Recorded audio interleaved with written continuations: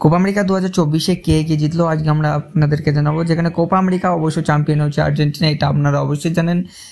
যেখানে আপনাদেরকে জানাই গোল্ডেন গ্লাভ কোপা আমেরিকা 2024-এ আবারও জিতলো আমাদের দিবু অর্থাৎ এমি মার্টিনেজ, যে অবশ্যই এটাও আপনাদেরকে জানিয়ে দেয়। আর তার সাথে কিন্তু সবথেকে বড় ব্যাপার এটি কিন্তু সবথেকে বেশি গোল দিয়েছে লাউতারো মার্টিনেজ, অর্থাৎ তিনি তো পেয়ে গেছেন গোল্ডেন বুট।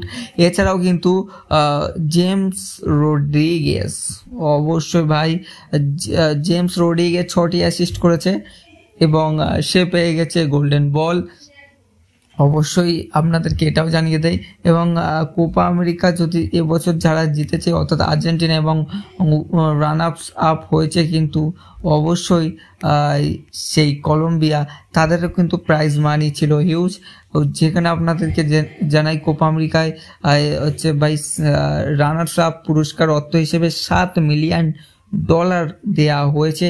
অবশ্যই এটাও আপনাদেরকে জানিয়ে দেয়। তো $7 মিলিয়ন কারা জিতেছে অবশ্যই আপনাদেরকে জানাই। $7 মিলিয়ন জিতেছে কিন্তু কলম্বিয়ার। অন্যদিকে 20 মিলিয়নের কাছাকাছি, ঠিক 20 মিলিয়নের কাছাকাছি জিতেছে কিন্তু অবশ্যই সেখানে আর্জেন্টিনা, তার কারণ আর্জেন্টিনা হয়েছে চ্যাম্পিয়ন।